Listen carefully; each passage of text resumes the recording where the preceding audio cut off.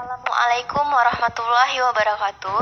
Perkenalkan, nama saya Karisa Alivia. Saya berasal dari Prodi PGMI semester 3 unit 1. Pada mata kuliah materi PKN, di sini saya akan menjelaskan materi saya yang berjudul tentang persatuan dan kesatuan. Jadi, pengertian persatuan dan kesatuan bangsa. Persatuan atau kesatuan mengandung arti bersatunya macam-macam corak yang beraneka ragam sehingga membentuk menjadi satu kebulatan yang utuh. Yang kedua, makna dan pentingnya persatuan dan kesatuan bangsa. Sangat penting, yaitu dalam mewujudkan sifat kekeluargaan, jiwa gotong royong, musyawarah, dan lain sebagainya. Dalam tahap makna ini, ada beberapa tahapan-tahapan pembinaan persatuan bangsa Indonesia yang paling menonjol. Di antaranya yaitu perasaan senasib, kebangkitan nasional, sumpah pemuda, dan proklamasi kemerdekaan. Yang ketiga, ada prinsip-prinsip persatuan dan kesatuan bangsa. Yang pertama, ada prinsip Bhinneka Tunggal Ika. Maksud di sini yaitu kita sebagai warga negara Indonesia yang baik wajib menjiwai arti Bhinneka Tunggal Ika itu sendiri, yang berarti berbeda-beda tetapi tetap satu jua. Dengan beraneka beragam ras dan juga agama, kita wajib saling menghormati dan juga menghargai satu sama lain tanpa membedakan satu sama lain. Yang kedua, ada prinsip nasionalisme Indonesia. Dalam hal ini merupakan rasa cinta dan kesetiaan kita terhadap bangsa Indonesia. Nasionalisme ini merupakan sikap politik dari masyarakat yang memiliki tujuan, sehingga cita-cita tujuan kita itu harus kita capai. Prinsip yang ketiga ada prinsip kebebasan dan bertanggung jawab. Nah, maksud dalam prinsip ini yaitu setiap orang diberi hak untuk memenuhi kebutuhan hidupnya. Setiap manusia, kita memiliki hak asasi manusia, dan di sini kita harus mematuhi hak-hak setiap yang ada dalam diri kita. Tidak boleh kita melanggarnya. Yang keempat ada prinsip wawasan Nusantara. Nah, jadi pengertian wawasan Nusantara sendiri berupa cara pandang dan sikap bangsa Indonesia tentang diri dan bentuk geografis berdasarkan Pancasila dan Undang-Undang Dasar 1945.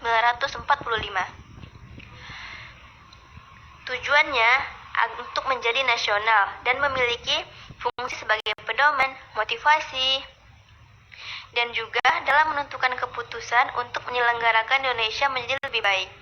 Yang kelima, ada prinsip persatuan pembangunan untuk mewujudkan cita-cita reformasi.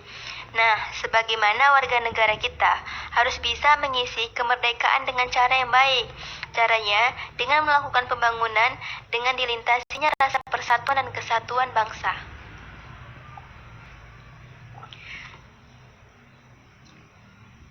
Selanjutnya ada contoh persatuan dan kesatuan. Nah, di sini saya mengambil contoh yang sederhana. Misalnya, kita itu harus saling menghargai dan menyayangi antar sesama anggota keluarga. Contoh selanjutnya, kita itu harus bertutur kata kita sopan dan juga jujur. Selanjutnya, menjaga kerukunan dengan semua anggota keluarga kita, baik dengan itu keluarga, saudara, dan juga teman. Dan kita tidak boleh memaksakan kehendak orang lain. Misalkan pada saat kita musyawarah, di sini pendapat kita dengan pendapat orang lain itu berbeda. Kita tidak boleh memaksakan kehendak orang lain, harus mengikuti pendapat kita. Di sini kita harus menghargai pendapat ia, walaupun kita berbeda pendapat. Selanjutnya, kita harus juga membantu anggota keluarga apabila mengalami kesulitan. Di sini kita harus memiliki jiwa sosial yang tinggi. Mengapa? Karena dalam kesatuan itu kita harus saling tolong-menolong.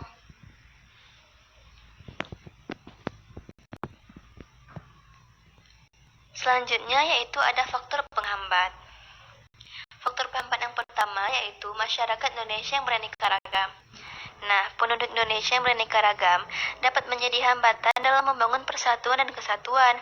Namun, untuk mengatasi hal tersebut, warga Indonesia yang baik kita sepatutnya dapat mengembangkan sikap toleransi yang saling menghormati antara agama, suku, maupun antar golongan. Perbedaan yang ada harus kita jadikan alasan untuk bersatu, bukan menjadikannya peluang untuk munculnya perpecahan. Yang kedua, faktornya yaitu kurangnya kesadaran akan gangguan dari luar. Nah, di sini maksudnya yaitu kita sering merasakan gangguan itu dari luar. Salah satu contohnya ialah suatu daerah yang berbatasan langsung dengan negara lain.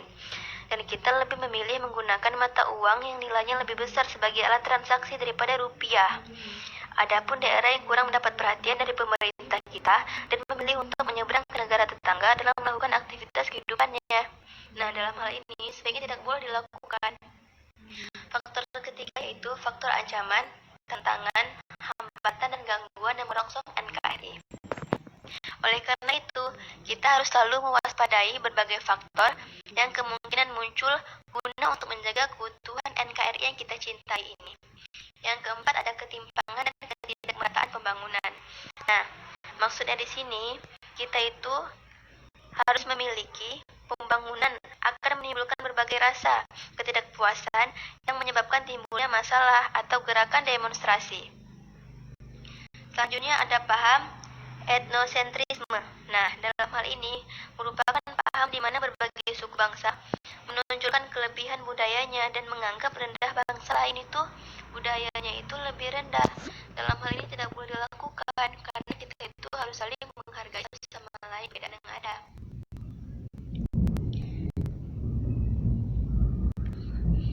Selanjutnya yaitu ada degradasi semangat persatuan dan kesatuan sebagaimana dikemukakan oleh Franz Magnus Suseno pada tahun 2005 bahwa Indonesia hanya dapat bersatu bila keanekaragaman yang menjadi kenyataan sosial itu dapat dihormati dan dihargai satu sama lain. Tujuan dari semangat proklamasi kemerdekaan bahwa bangsa Indonesia itu ingin membentuk suatu negara yang berdiri di atas satu fondasi dengan memiliki semangat persatuan dan kesatuan yang tinggi sehingga mampu mewujudkan cita-cita bangsa Indonesia bersatu, berdaulat, adil dan makmur bagi seluruh bangsa Indonesia.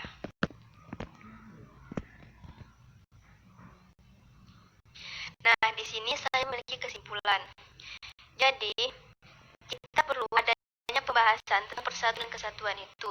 Tujuannya untuk mengingatkan kembali bahwa tanpa adanya persatuan dan kesatuan dijalin oleh masyarakat Indonesia, maka sangat sulit akan adanya keharmonisan dalam berkehidupan berbangsa dan bernegara. Oleh karena itu, persatuan dan kesatuan adalah unsur yang harus dibangun oleh warga negara dalam meningkatkan rasa persaudaraan, rasa menghormati, rasa menghargai, demi menjaga keharmonisan negara yang kita cintai ini. Persatuan dan kesatuan yang dimaksud yaitu agar kita tetap menghargai dan menghormati dan memelihara keberagaman yang kita miliki di bangsa Indonesia ini. Sekian presentasi dari saya. Bila ada kekurangan, saya mohon maaf. Saya akhiri dengan Assalamualaikum warahmatullahi wabarakatuh.